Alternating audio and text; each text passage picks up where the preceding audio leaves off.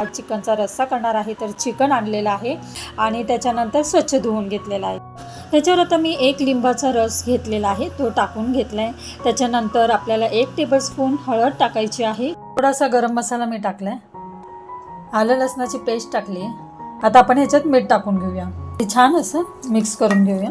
हे आपण असंच ठेवूया जरा थोडा वेळ झाकण मारून, तोपर्यंत छान अशी मुरेल। त्याच्यानंतर मी कढई गरम करायला ठेवली आहे, त्याच्यामध्ये तेल टाकले आणि त्याच्यानंतर कांदा घेतला आहे। कांदा टाकून छान लालसर असा परतून घ्यायचा आहे। त्यामध्ये आपण टोमॅटो टाकून घ्यायचा आहे आणि त्याच्यात थोडंसं किंचित मीठ टाकायचं, काय ते सगळं आता आपण कढईमध्ये टाकून घेऊया। आपल्याला जास्त पाणी ओतायचं नाही आहे। चिकन छान परतून घेतलं मी कांदा टोमॅटोमध्ये आणि त्याच्यावर झाकण ठेवून घेतलं आहे। झाकणावर पाणी टाकून आहे ना, गरम आपल्याला पाणी कढईमध्ये ओतायचं आहे त्यावर, आणि खाली त्या वाफेच्या पाण्यावरच आपलं चिकन आतल्यात छान शिजून होईल। तोपर्यंत आपण आहे ना वाटणाचं तयारी करून घेऊया। तर वाटण्यासाठी मी सुक्कं खोबरं घेतलं आहे, कांदा घेतलेला आहे चिरून आणि आलं लसूण घेतलेलं आहे। तर आता एका साईडला कढईवर गरम पाणी ठेवलेलं आहे, ते गरम पाणी बघा झालेलं आहे आणि आता ते कढईमध्ये ओतून घ्यायचं आहे। जितकं तुम्हाला आळणी रस्सा पाहिजे असेल ना, तर तुम्ही अजून पाणी ठेवू शकता। तर आलं लसूण सुद्धा मी त्याच्यातच भाजलं आहे आणि एकीकडे थोडासा टोमॅटो वाटणामध्ये घेतला आहे आणि आता कोथिंबीर घेतली। हे सगळं आता त्याचं वाटण आपण करून घेऊया। आणि इथे आपला आळणी रस्सा छान झालेला आहे आणि चिकनसुद्धा बघू शकता छान मऊसूत झालेला आहे। माझं छान वाटण तयार झालेलं आहे आणि एक साईडला मी तेलसुद्धा गरम करायला ठेवलं आहे। ती आपला कांदा लसूण मसाला असतो तो मी टाकलेला आहे। झणझणीत रस्सा आपल्याला करायचा आहे, तर तुमच्या तिखटानुसार तुम्ही टाका।